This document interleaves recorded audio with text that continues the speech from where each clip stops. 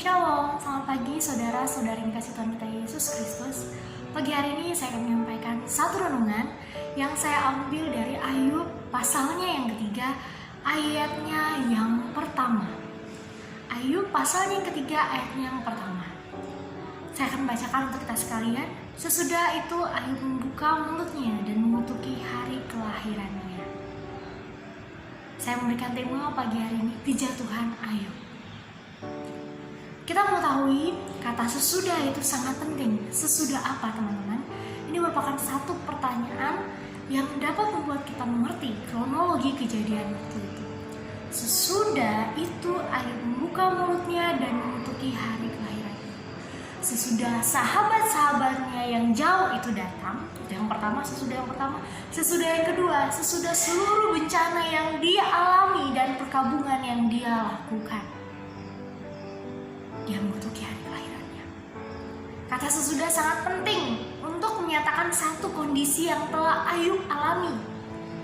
Ayub dulunya adalah orang yang bergelimang harta. Kalau teman-teman baca dari ayat yang kedua dan seterusnya, itu menggambarkan pernyataan Ayub tentang apa yang dia alami sebelumnya dalam hidupnya. Dia lahir, ada sukaria ketika dia dilahirkan, ada sukacita, ada kebahagiaan ketika dia dilahirkan. Tapi di hari itulah dia mengutuki hari tersebut.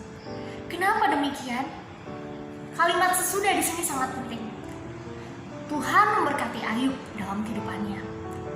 Bahkan kalau kita mundur pasal 2, pasal yang pertama, Tuhan menyatakan kepada iblis dalam percakapan singkat, "Sudahkah engkau melihat hambaku Ayub? Tidak ada seorang pun di dunia ini yang sesaleh dan sejujur Ayub." Iblis menyatakan, iblis sudah melihat, dan iblis menyatakan bahwa ya nggak mungkin lah Tuhan, dia nggak setia sama Tuhan, dia nggak saleh. Toh Tuhan sudah kasih semua yang dia perlukan di dunia ini. Coba kalau semuanya diambil, pastilah dia mengutuki Tuhan. Ini kalimat yang iblis nyatakan, pastilah Ayub mengutuki Tuhan. Sangat penting teman-teman, pastilah Ayub mengutuki Tuhan. Wow, Tuhan mengizinkan iblis mencobai Ayub. Tapi hanya saja sayangkanlah nyawanya bagiku. Ini kalimat penting yang Tuhan nyatakan kepada iblis. Iblis pergi kepada Ayub, iblis mengambil seluruh harta melalui perampok, pembunuhan, bahkan anak-anak Ayub yang dikaruniakan Tuhan dalam kehidupan Ayub, yang sangat dikasihi oleh Ayub, diambil oleh iblis. Dengan cara apa? Nyawanya direnggut. Ayub bahkan bukan hanya itu saja, tubuhnya pun akhirnya diizinkan Tuhan untuk mengalami penyakit borok dan lain sebagainya yang pada saat itu sangat bau, sangat gatal, sangat sakit, dan orang kan menjauhi, najis buat orang. So, Ayub duduk, dia pasrah ketika istrinya datang. "Kutukilah Tuhan Allahmu, masa engkau masih mau beribadah sama Tuhan Allah yang demikian mengambil semuanya daripadamu?" Ayub berkata kepada istrinya, "Masakah engkau mau menerima yang baik saja dari Tuhan?" Ini satu kalimat yang agung. Dalam kesemuanya itu Ayub tidak berbuat dosa dengan mulutnya. Ini kata yang penting ya. Dalam semuanya itu Ayub tidak berbuat dosa dalam mulutnya. Firman Tuhan menyatakan di pasal yang pertama. Tapi di pasalnya yang kedua, teman-teman Ayub mulai datang, mulai banyak perubahan terjadi. Ayub mungkin gak berbicara selama 3 hari bersama teman-temannya.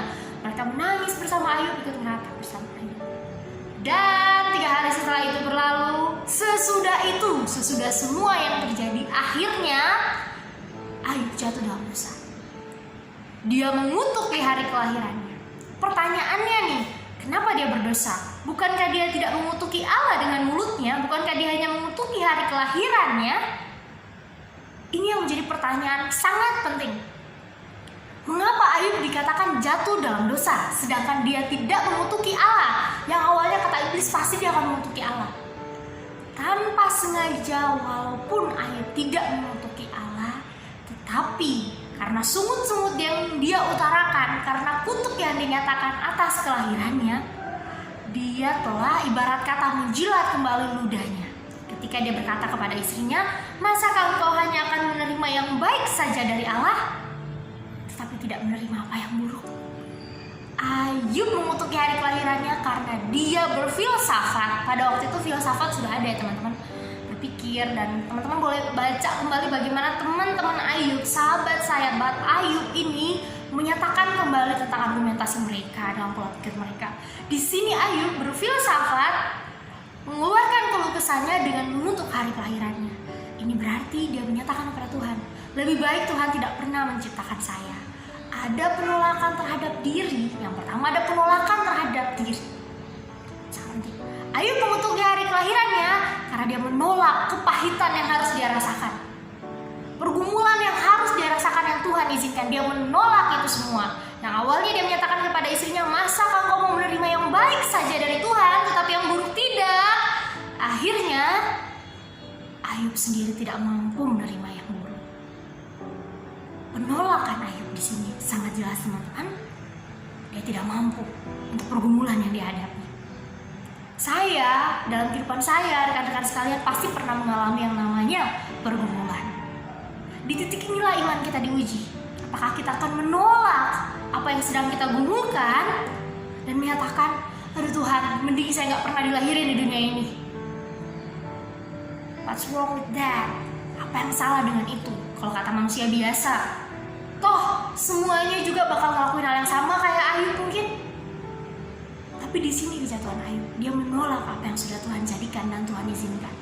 Yang kedua, makna dari kutuk yang Ayub nyatakan atas kelahirannya mencerminkan Ayub tidak bersyukur untuk apa yang dia miliki. Di dalam penolakan pasti sinkron kaitannya dengan Ayub tidak bersyukur. Ayub tidak mampu untuk menyatakan syukur. Dia bahkan ketika melihat orang fasik merasa iri.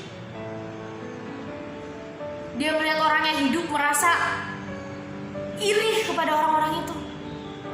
Kenapa? Dia sangat benci dengan hidup yang dia jalani. Seakan-akan ada satu kalimat yang sering orang nyatain, hidup segan mati tak mau. Inilah yang dirasakan Ayub. Tapi bedanya, kalau Ayub pasti dia akan berkata seperti ini, hidup segan mati belum bisa, karena Tuhan belum mencabut nyawanya. Walaupun dia sudah meminta, lebih baik aku tidak pernah dilahirkan. Wow teman-teman, itu sama seperti kayak kita ngomong gini, mending aku gak pernah ada di dunia ini. Ini mau menyatakan apa? Selain kita menolak keberadaan Tuhan, kita juga menyatakan bahwa kita gak mau menerima anugerah yang Tuhan kasih. Kita tidak bersyukur untuk anugerah yang Tuhan kasih. Ayub tidak mampu bersyukur untuk hidup yang Tuhan kasih. Dia menolak keberadaan hidupnya, dia menolak pergumulan yang Tuhan berikan, dan dia tidak mampu bersyukur untuk hidup yang Tuhan berikan. Disinilah letak kejatuhan Ayub. Ketika dia menolak dan ketika dia tidak mampu bersyukur. Ayub tidak mampu bersyukur kepada Tuhan atas hidup yang dia miliki. Bahkan bagi dia, hidup adalah beban. Itulah kenapa dia mengeluarkan keluh kesah. Jikalau seseorang mampu bersyukur, tidak akan ada keluh kesah yang terpancar dari wajahnya. Tidak ada perkataan yang mencerminkan dia tidak bersyukur untuk hidupnya. Saudara-saudari, ini hal yang sangat penting. Di luar sana, sangat banyak orang yang bergumul dengan kehidupannya. Sangat banyak orang yang mungkin di ruang ICU. Saya yang pernah mengalami itu, di satu titik itu saya sadar, Tuhan, apakah saya akan mati? Saya belum siap. Saya menyatakan kalimat itu.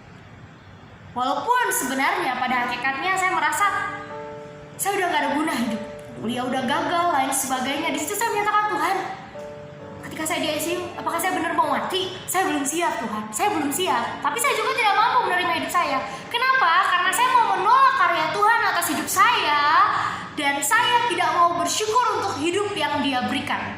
Inilah yang terjadi dalam hidup Ayub. Dia menolak karya Tuhan atas hidupnya, menolak segala pergumulan yang begitu berat menghimpit iman dia, dan dia tidak mau bersyukur untuk hidup yang sudah dia miliki. Ini sangat dilematis teman-teman. Biarlah melalui pribadi Ayub yang kita percaya pada pasal yang ke-42 dia dipulihkan oleh Tuhan. Itulah yang dituliskan, dan saya percaya yang menulis kitab ini adalah Ayub sendiri. Dia dipulihkan Tuhan dan dia sadar selama ini hanya lewat kata orang saja dia mengenal Tuhan, tapi sekarang dia betul-betul melihat Tuhan. Dan dia bersyukur untuk hidupnya, dan dia menerima Tuhan. Biarlah itu bukan yang terjadi dalam hidup Ayub. Bukan hanya Ayub yang mampu menerima Tuhan, dan bersyukur, tetapi kita semua juga. Tuhan Yesus memberkati.